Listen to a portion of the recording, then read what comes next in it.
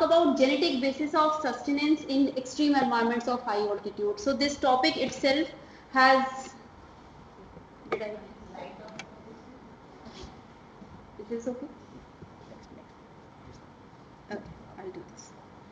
So the topic itself has two terms. One is genetic basis of sustenance and the second is high altitude. High altitude has been explicitly covered by my senior scientist Dr. Somnath Singh in his keynote address this morning. And let's just start with my introduction first. I come from the Institute of Defense Physiology and Allied Sciences. Now this institute comes under Defense Research and Development Organization. So once we talk about DRDO as Defense Research and Development Organization, what is the first thing that comes to our mind with DRDO? With DRDO it comes to our mind the tanks, the guns, the soldiers, right? The submarines, the torpedoes, the night vision devices, and so many or so, large variety of equipments and instruments, right? But what is our role as a life science? Life science cluster is a smaller cluster of DRDO, but the most important and the key cluster. Why? Can you see the soldiers aligning here in this photograph?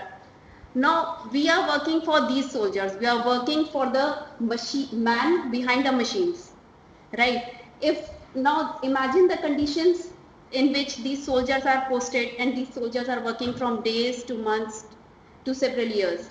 Now India has, like Dr. Somnath Singh has already covered in his keynote address, a huge Indian army. Approximately over 8 lakh people are there in the army, who are posted to desert conditions, forest conditions, high altitude conditions.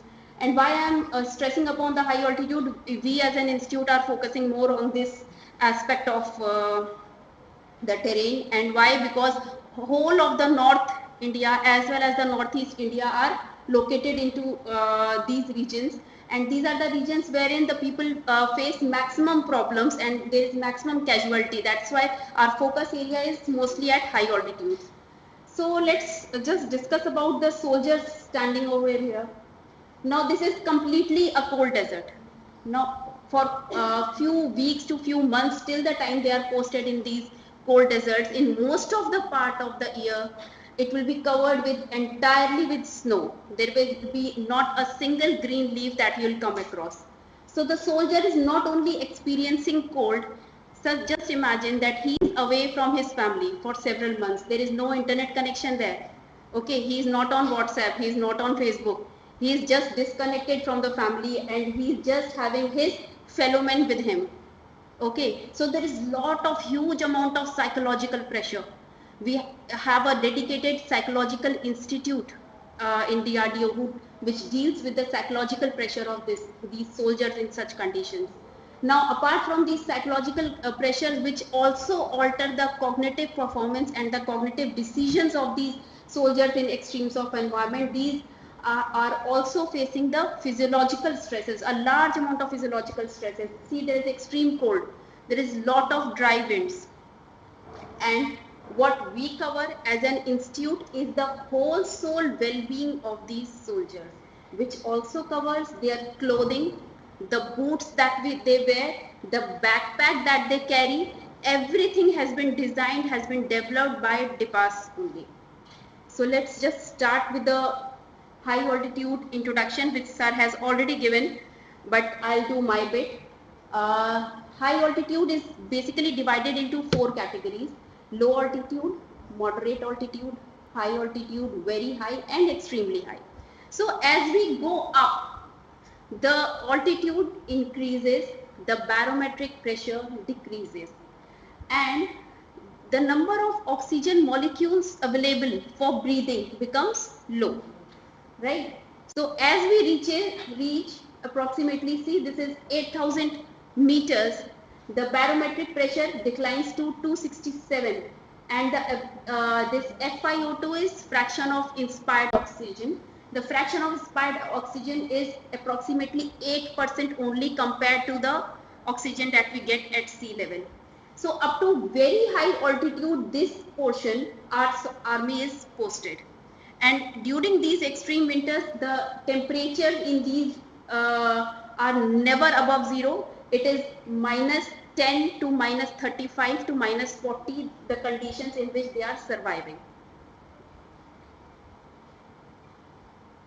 So a soldier posted there has physiological condition of extreme cold. There is extreme of hypoxia, which is inevitable. The cold can be tackled and the other conditions can be tackled, but the oxygen they have to breathe in, that cannot be ignored. Then there is sleep deprivation. This is a huge problem. It seems like it is just sleep deprivation, but it's a huge problem in high altitude. We don't get sleep at all. We all of those who have experienced this thing, and my friends and colleagues from DIPAS who have gone to altitudes and stayed there, sleep is a major problem. You get awakening whole night, and even if you get 2 to 4 hours of sleep, that is maximum that you get at high altitude.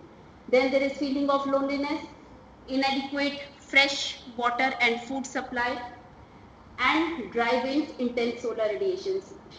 Inadequate water, when I say, because see, once the battalion or a troop company is climbing up, now one can see there is everywhere there is snow. So where is the depreciation of water? There is a path that they follow one after the other. So when they are following that path, they have to be really careful under those conditions, that which snow they have to take, that has to be melted, that has to be used as a drinking water, but that site should not be a defecation site of the previous troop. How do you ensure that? You don't have any kits, anything to test that water under those conditions. So that is again, the availability of water is a major constraint.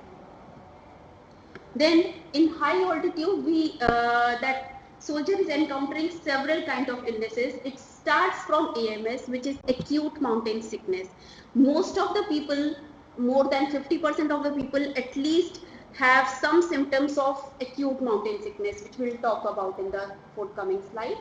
Then there is high altitude pulmonary edema, high altitude cerebral edema, and there is venous thrombosis. Apart from AMS, if the condition improves, the person is okay again, if he acclimatizes well. If he doesn't acclimatize well and he encounters any of these three conditions, all the three conditions are fatal, potentially fatal conditions. So how an acclimatization takes place? Of course, there is a huge amount of genetic component which comes into play, but apart from that, there is altitude attained, that means up to which altitude a person has to climb. Then the rate of ascent becomes a major factor, because if a person is going by flight, if the troops are airdropped, then they have very little time to acclimatize. Then they have to follow the complete acclimatization schedule which DIPAS has developed. Otherwise, if they are going by road, then the body slowly acclimatizes to the changing conditions and the changing oxygen levels in the environment. Let's just start with hypothermia. See, a significant and potentially dangerous drop in the body temperature, that is hypothermia, which people doesn't even feel, doesn't even realize that they are undergoing the hypothermic condition. It's a medical emergency that occurs when the body loses heat very fast. It has three stages.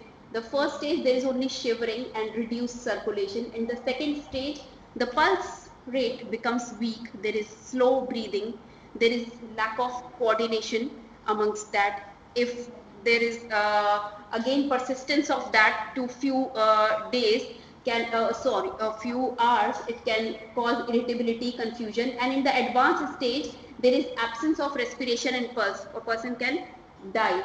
This is a famous photograph of Napoleon Bonaparte's army, which had to retreat from Russia because many of the troops had to encounter these hypothermic conditions. So a typical hypothermia, early signs are there is irritational behavior, there is slowed heart rate, a person feels extremes of cold and shivering, there is slurred speech, and eventually if the core body temperatures decline to less than 26.9%, that is considered as severe hypothermia.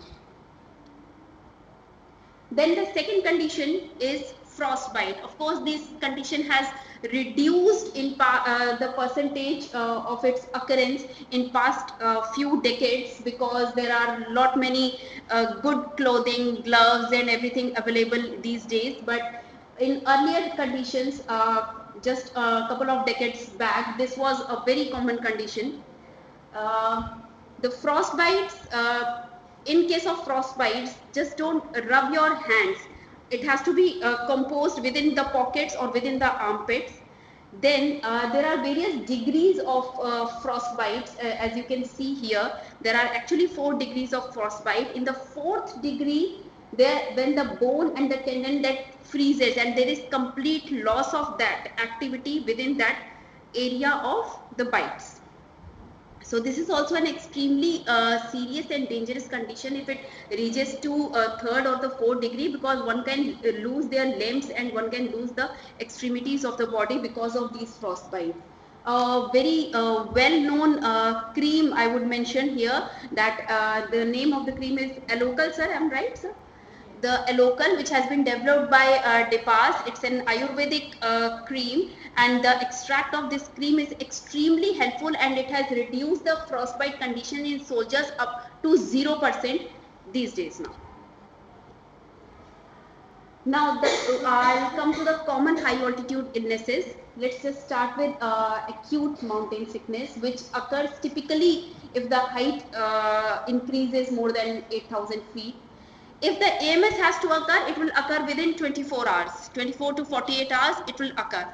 If it doesn't, if there is no symptom of AMS, the person has acclimatized and it will not, HAPE and haze and other things will not happen, because it has to be preceded by AMS. If AMS is not there, then the person is healthy. Then in 1 to 2 days, if a person is feeling headache, lethargy, sleep disturbance, anorexia, nausea, vomiting, there are signs of AMS. And there are also again various degrees of AMS, but in most of the cases symptoms do decline and the person feel normalized in a couple of days after taking rest. But if the symptoms doesn't subside, then within 3 to 4 days high altitude pulmonary edema can occur.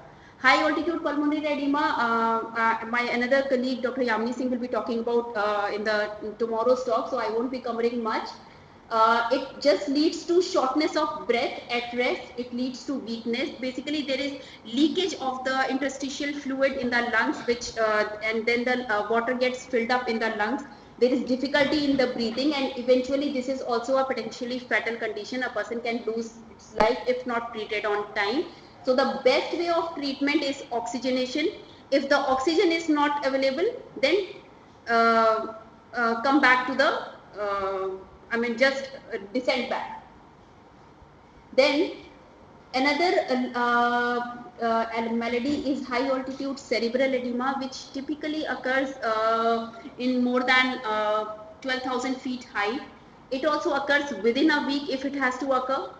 Then the most important symptoms of this is severe headache, confusion, hallucinations. This is also a potentially fatal condition wherein the fluid leakage occurs in the brain and the brain gets swelled. So this is high altitude cerebral edema. I am typically working on venous thromboembolism.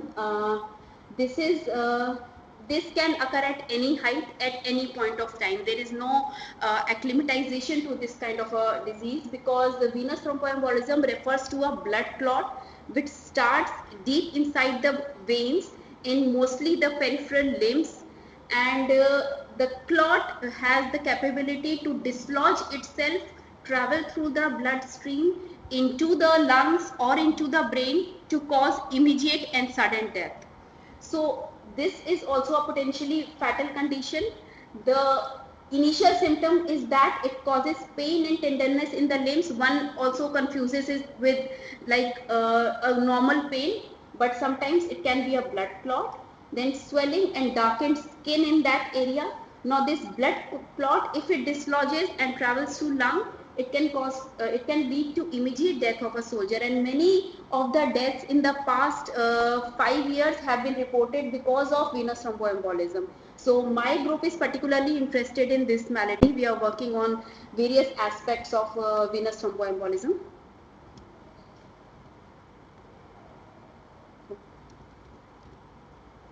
Okay, so as we go up, the performance declines, and we have to make sure that the performance doesn't decline. So here our role comes into play. When a person is suffering from a lot many conditions here, which is all comes under the mountain sickness, this is the graph showing acclimatization versus adaptation. Now, if you remember, my topic was genetic basis of sustenance. So I have to differentiate between acclimatization and adaptation to justify my topic. Now, the acclimatization is like I am born and brought up in Delhi, right? I am traveling to high altitude. I am not a native of high altitude. My body has to undergo several physiological changes to adapt to the changed environment of the high altitude, which is acclimatization. Now imagine a person living for generations in Leh Ladakh region only. They are the natives of those conditions. So what they have as adaptation, I am trying to acclimatize to those conditions. So the difference is that there are certain acclimatization processes which start as soon as we land in those conditions. As soon as I land to high altitude, my heart rate starts increasing. My hyperventilation, I keep on breathing very heavily and very fast. Now the carbon dioxide ventilatory response, see, within few minutes this happens. Then as sir mentioned in the morning, hemoglobin concentration and the capillary density, both important for more oxygen transportation. These two things will take a few days to few weeks for a person to develop. Capillary doesn't develop in a day. Hemoglobin concentration doesn't increase in a day. It will take few weeks. Then within the year, hypoventilation, there is hypoxic ventilatory response improves. So as the time increases, initially the fitness level is declined because I am there. I cannot walk very fast. I cannot work very nicely there. But as the acclimatization process takes place, gradually the fitness levels comes to back to normal. And if it doesn't come back to normal, then I have to see a doctor. Okay. Now, these high altitude illnesses, which can be again classified into moderate or severe kind of illness, doctors recommend several kind of strengths, several kind of medications for this. For example, we as low altitude people, we travel to if extreme altitudes in a day, or we just take a flight to Leh Ladakh region. Most probably, I am bound to have a few symptoms of AMS. If I want to avoid that, people often start taking Dimox, which is dexamethasone, in advance before traveling to high altitude. What it does is it just dilates the blood vessels, so there is a better supply of oxygen to the body. So apart from dexamethasone, there is acetazolamide. There is a lot many medications available to encounter these three problems. Most important is a person has to sit upright. If it lies down, then there is a problem. There is a lack of oxygen supply to the vital organs. Then there is hyperbaric chamber. If the oxygen is available, DIPAS has established several hyperbaric chambers in the high altitude conditions for the soldiers now. And if nothing is present and no reoxygenation is possible, descent to the altitude, descent from the altitude. That is the only way out. Now, when we talk about oxygen sensing at high altitude, oxygen sensing occurs at various levels. It occurs at cellular levels, occurs at vasculature level, it occurs at systemic level. At cellular level, initially there is some mitophagy, but however, as the acclimatization process proceeds, this process improves. Then at vascular level, there are several chemoreceptors. For example, CR refers to the carotid body receptors. These are the receptors which detect the low oxygen pressure in the arterial blood, and these receptors will work for and bring about the transcriptional changes to acclimatize a person to the low oxygen environment. Then there is oxygen sensing at the kidney level, which is a systemic level. As Sir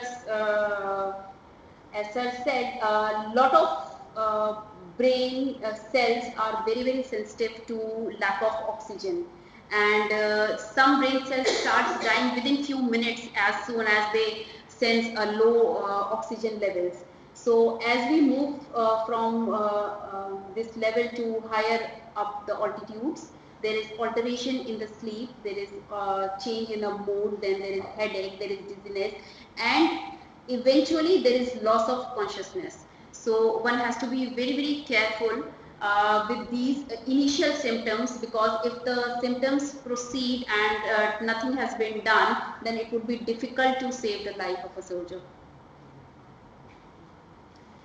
Hypoxia inducible factor I wanted to mention here, because this is the master regulator of oxygen sensing. This is the major transcription factor which is responsible for cellular response to hypoxia, and it also coordinates with transcriptional program of various genes. See, HIF1 alpha, which is hypoxia inducible factor, it comprises of HIF1 alpha here and HIF1 beta. So under normoxic conditions, when the oxygen availability is in plenty, HIF1 alpha is constitutively synthesized and it is degraded by proteasomal activity. However, under hypoxic condition, this reaction doesn't take place. So it binds with HIF1 beta. There is a complete transcription factor now, and which brings about transcription of several metabolism genes, proliferation genes, vascular biology, and there is iron or erythropoiesis synthesizing genes. It acts upon all those genes and helps in the process of acclimatization. Now, high altitude populations in the world. High altitude populations basically are divided into three categories in this world. It's Andean people who are living at the highest level. Then there is Tibetan plateau. Then there is Ethiopian highlands. They have different mechanisms to cope up with the changed environment, because they have evolved in different geographical locations. If you see in this map, so an estimated people who live at high altitude is more than 81.6 millions, which is more than 1% of the world's population. Then in these, the highest number of people live in Ethiopian highlands. Now the Andean people, the Ethiopian highland people and the Tibetan plateau, all of them, this one and this one, all of them have different genetic basis of sustenance at these conditions. If you see here, NR means that not reported these conditions, because these Ethiopian highland people have not been researched upon much in literature. If you see about the resting ventilation, the hypoxic ventilatory response, arterial oxygen saturation, hemoglobin concentration. See, hemoglobin concentration is elevated in Andean people. However, it is not there in the Tibetan population. On the other hand, Tibetan population has elevated resting ventilation, which is 50% higher. So they have evolved different mechanisms to cope up with the changed oxygen environment because of their different geographical locations. Like India is a huge country. We have diverse populations. If you see in this map, India comprises of people here which are mostly Indo-Aryan people here which are mostly Dravidian in the southern part of the India, then these people which are mostly Mongoloid. So these are different ethnic race, and if I subdivide these ethnic races into different racial races, then these are more than 20 to 22 ethnic populations which exist in the world, in India at least. So our biomarkers could be unique. That's why I named this slide as this. Our biomarkers could be unique because the genetic basis of sustenance or the genetic basis of susceptibility to a disease in my blood could be different from those living in the southern part of India or those from the northeast part of India. So, the largest ethnic group in the world, just for your knowledge, is Han Chinese people, and there are three largest groups actually: Han Chinese, Hispanics, and African Americans. Now, the functional adaptation to high altitude is either successful, complete, or it is incomplete. In a successful adaptation, looks like if there is increased capillary bed, there is developmentally acquired larger residual lung volume which can store larger amount of oxygenated air, then moderate increase in RBC and the hemoglobin concentration. That amounts, the three processes amounts to higher arterial oxygen saturation. Whereas the initial, when the acclimatization process is incomplete and just starts, it is only the high pulmonary ventilation and high RBC and hemoglobin concentration which comes into play. Then this is moderate and it amounts to incomplete functional adaptation of low altitude. So if you see in this photograph, it's with increasing time, the acclimatization processes which was initially increase in the ventilation, increase in the cardiac output and increase in the hemoglobin, with time it converts to the genetic adaptation and there is decline in the hemoglobin, then there is increased blood flow because of capillary development and there is increased oxygen utilization by the body. Then high altitude adaptations versus the telomere length. Now this is a chromosome, the ends here are telomeres. Now the main function of the telomere is to maintain the chromosomal stability and prevent chromosomal degradation. But these telomeres are directly proportional to the aging. There are n number of research on that. Here it has been worked, this comes from a recent paper which says that high altitude hypobaric hypoxia actually shortens the telomere length because of its low temperature, UV radiations, low pressure, low oxygen. There is increased oxidative stress and this causes decline in the telomere length of the chromosomes. And telomere length is positively, it has also been reported, this is again from a different paper which says that telomere length is positively associated with our consumption of good nutritional requirements which we have talked about in the morning. However, it is inversely proportional with the consumption of alcohol, red meat and other processed food. Now, if we talk about individual susceptibility towards a disease. Individual susceptibility is related to the genetic predisposition. And like for example, when we have encountered COVID, during that times, even if the single strain has affected the entire family did not behave in a similar manner in response to that COVID-19 virus. Why? Because our individual susceptibility comes into play and it's a lot complex interaction than we think about. So accordingly, a general population, whether it would be disease or it would be healthy, can be categorized into as any kind of disease as low risk, middle risk and high risk for any kind of problem that we encounter. Then the phenotype of a person is dependent upon the genes and the environment. Our job as a researcher, whatever disease we are working on, is to categorize a person into being healthy. Those who are at low risk may require a special care or prevention. Those who are at high risk may require therapeutic intervention, and those who are at very high risk may require specialized treatment and strategy to manage the disease. Then there is complex interaction of factors contributing to the disease susceptibility. There is environment which plays a major role. There is epigenetic or post-genomic and regulatory events such as gene rearrangements, then RNA splicing, other methylation and microRNAs that comes into play.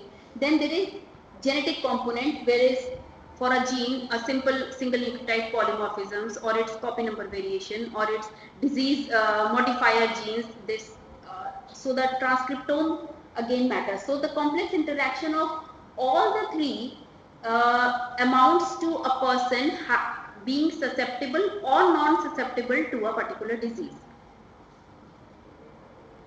So what we do is we try to identify biomarkers, which is a measurable indicator of the state of the body. Types of biomarkers are like monitoring biomarkers, diagnostic, the susceptibility biomarkers, safety biomarkers, the predictive and the pharmacodynamic. Why do we categorize these biomarkers? Because of the source from which these biomarkers are identified, and also why these biomarkers are used for which purpose. I'll give you an example that for example, if we talk about the susceptibility biomarker, the susceptibility biomarker has to be something which is there in the genes of a person.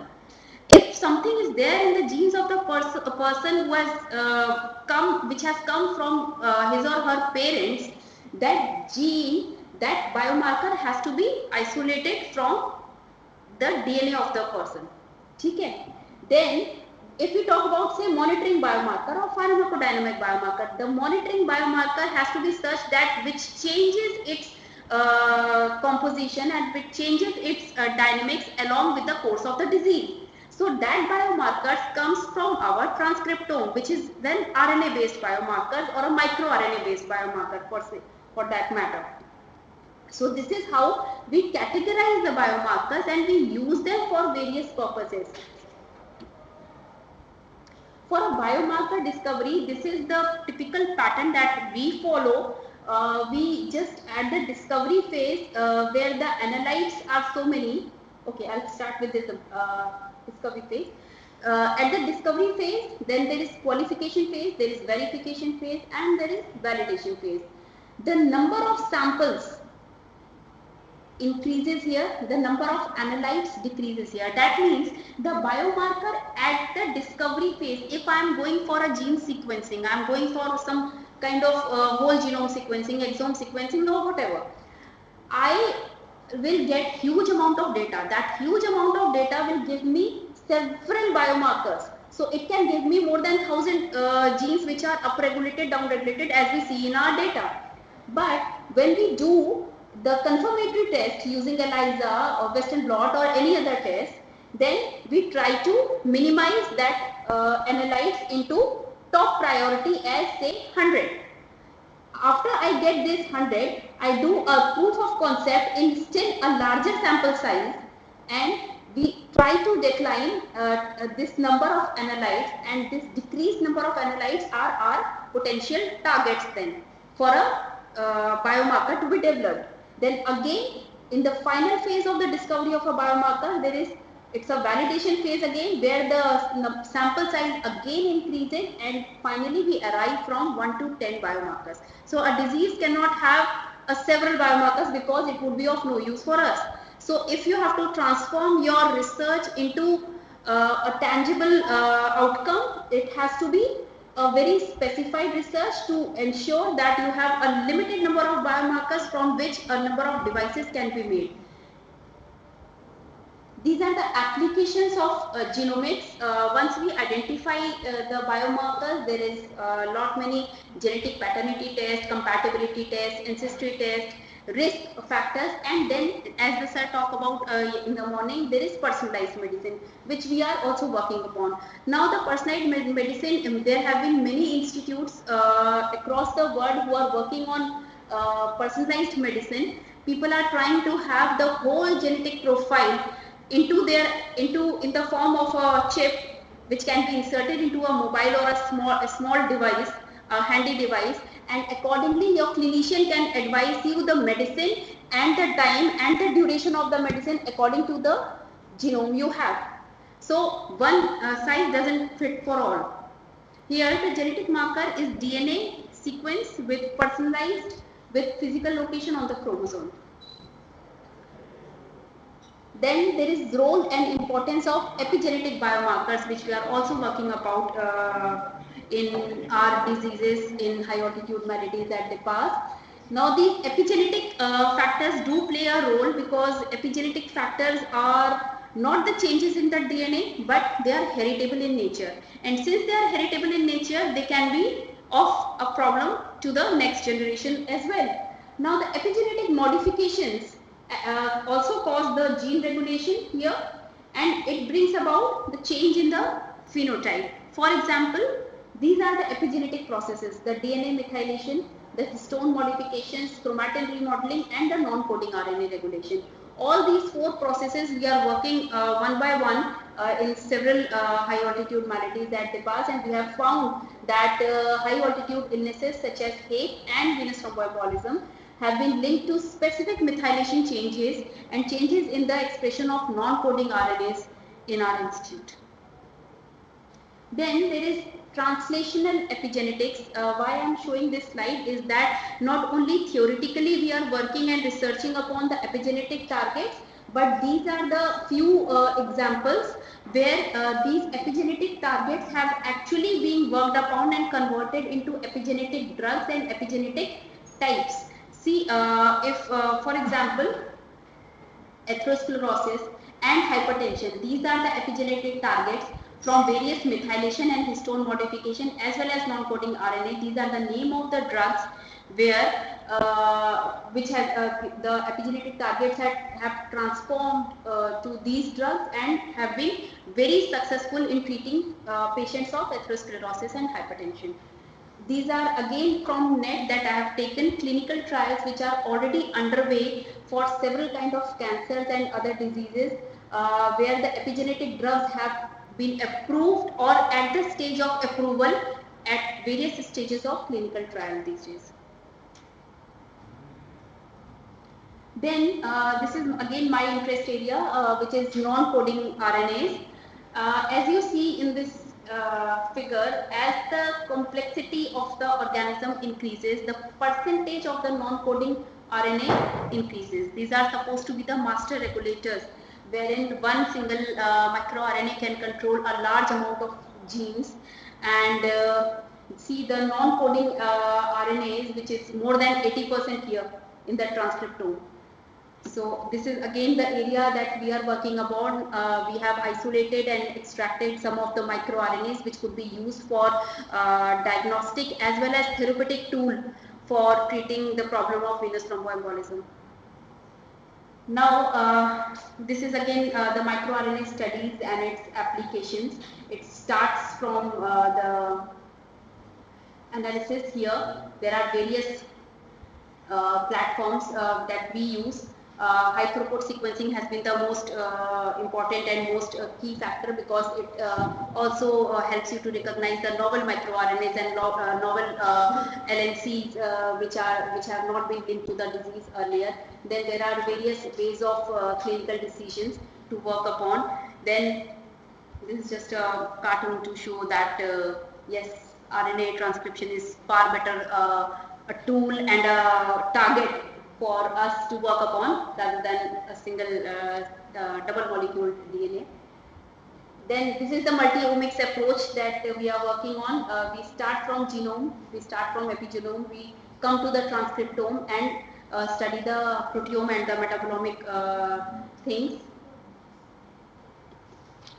These are again just to give an example that microRNA are the candidate biomarkers for different processes. There are angiogenesis, proliferation, genome stability, and various other various types of cancers from which for which various target microRNAs have been identified. And these microRNAs are in various stages of clinical trials. Up to third stage they have reached, although there is not a single microRNA which is in use as a therapeutic molecule as of now, but they are in very advanced stages of clinical trials, and this is the future of most of the disease, that these will be the master regulators to control the susceptibility and to control the disease characters. However, when we started working on these microRNAs, we also encountered a large number of problems. There is lot of microRNAs and lot of off targets of these microRNAs. A single microRNA, when we start working upon, there are large number of validated targets and a very large number of their predicted targets. Now the predicted targets, even if we try to minimize those targets with our wet lab experiments, there are lot of issues in delivering microRNA as a therapeutic molecule into a live system. Say rats we are working upon, and we are also facing challenges in introduction of microRNAs, because these microRNAs not only affect the target genes, but they could be large number of off targets, and the delivery itself is a problem, because it has to be encapsulated with either a lipid molecule, or it has to be converted to a nanoparticle to be introduced, because naked microRNAs are also attacked upon in the living system and they don't survive for long. Then toxicity of microRNA modulator genes, and a single microRNA can have both beneficial as well as the pathogenic effects. So, but however, the road is long, but this is a very promising kind of studies that we are also conducting, and the world is up to. Then microRNAs for diagnostic and the therapeutic use, there have been several microRNAs like miRNA 21, 34, 122 and 33. These have been worked upon from various for various type of carcinomas mostly, and this is the thing that I was talking about, various kind of microRNAs into clinical and preclinical trials for various diseases.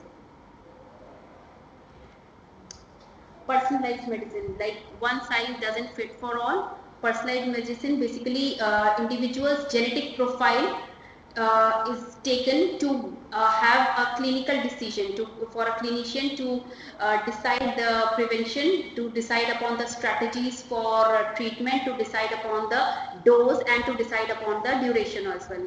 So it works upon 4P principles, that is prediction, prevention, precise diagnosis, and targeted and personalized interventions. So this is the example of how it goes, because I'll just read out one or two examples from here. That one is on the top is breast cancer. If of course it's very famous that if the BRCA genes mutations are known, then the strategy of its treatment is something different, whereas if it's unknown, then the susceptibility of a person is again at a different level. Then another example I'll take from our thing is that antiplatelet medications. Why antiplatelet medications? Because these are the platelets play a very important role in formation of a blood clot. Now, we have also worked upon this CYP2C9 and even the VCORC1. These are the two therapeutic candidates which help upon the metabolism of warfarin. Warfarin is the famous anticoagulant which is given to a person to dissolve the blood clot. If the mutations are present in these genes, then the dose of that particular medicine has to be regulated in a particular manner, because the metabolism of heparin or the warfarin would be much faster if the mutations are there in these genes. So accordingly the dose can be decided.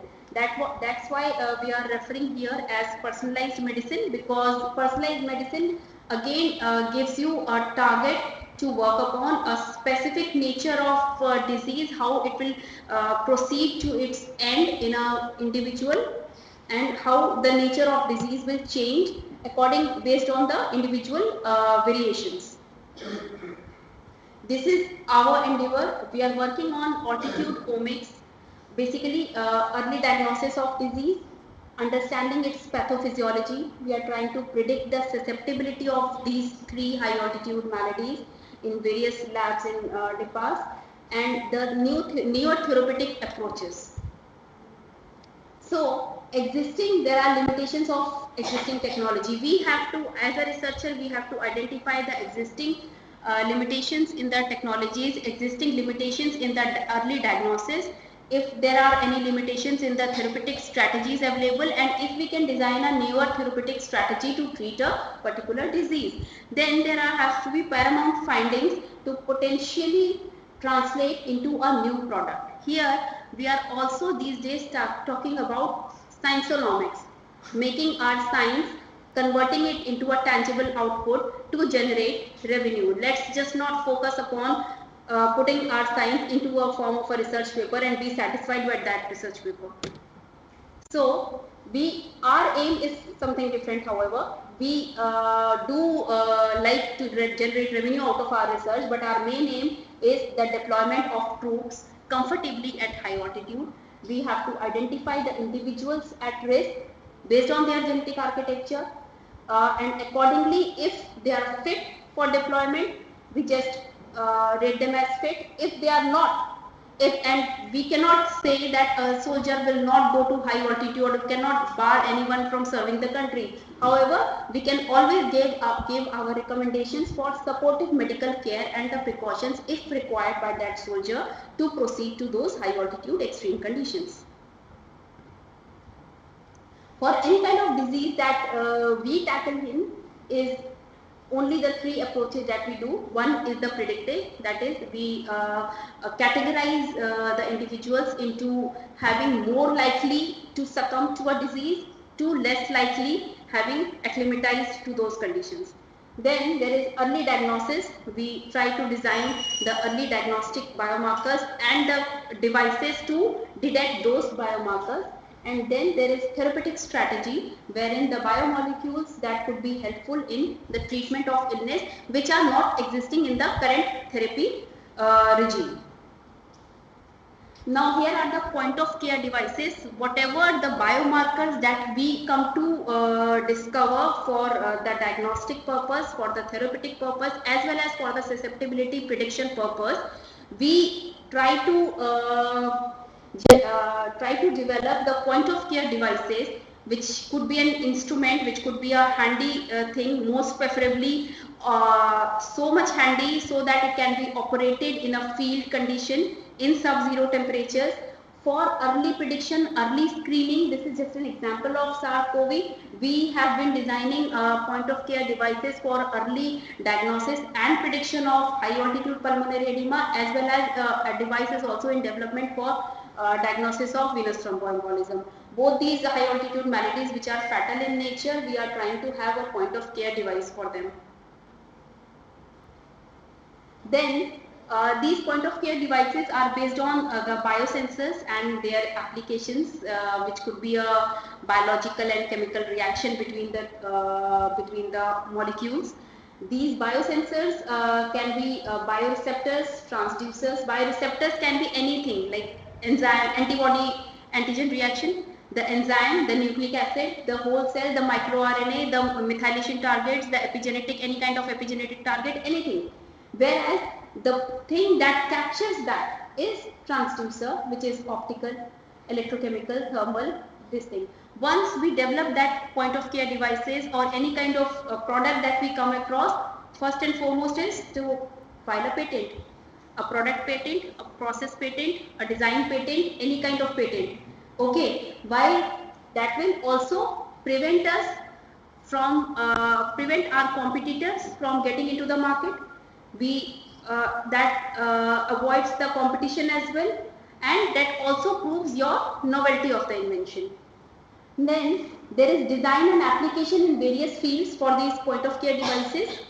The transducer here, see the biological material here, which is reporter. Here is the transducer. Then it amplifies, there is a processor, and then there is a display unit. This is how a typical biosensor works upon. Then there are various applications of biosensor. One most important application, most common that we all are using these days is these smart watches. It can do a lot many functions which were not possible earlier. Even our mobile phones, which can measure the pulse rate, heart rate, and so many things. So all these are biosensors. So development of biosensors is the key thing that all the at least researchers working in the life science field can follow and should follow, in the form of, say, this This could be in the form of wearable devices, any kind of measurement that we come across, any analyte or biomarker that we narrow down to, we can develop it into a form of a device. This is how it works. The target could be small molecule, nucleic acid, protein, bacteria, cell. The recognition molecule could be an antibody, a cDNA, an aptamer, a peptide, a DNA enzyme, anything. Then microfluidic platform could be many, and there is several kind of readout, optical, magnetic, electrochemical devices. Then there are various LED devices. Then there are various it can be battery operated, cell operated. What we try to have a miniaturized device which can work for the soldiers in the field condition, which a commanding officer can use even if he is without a medical knowledge. He can at least identify the person and the susceptible person or the person with early signs of disease in field itself, so that a life of a soldier can be saved in time.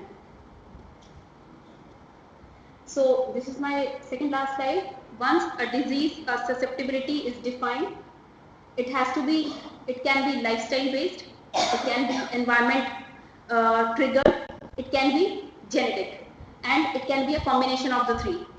Then either a person has to follow precautions, or if by chance it encounters the disease, there has to be a device or there has to be a mechanism for early diagnosis of the disease, which is the key to save a life. Or our also purpose is to raise awareness of such kind of problems and symptoms within the Indian Army, so that a person is well aware of their things and they don't just shy away from the early treatment. Then conventional therapy methods are already available. Our aim is to identify the newer targets of diagnosis and therapeutics for these diseases, which can work much faster and in a much easier manner. And final aim is for personalized medicine, which is a far-fetched thing as of now, but we are working upon it. We have already started our initial things on this. So that ends my presentation. We are a lot dependent upon the genes, so let's just be careful and be thankful if we have good genes and we are tolerant to most of the things. So thank you very much. Never give up.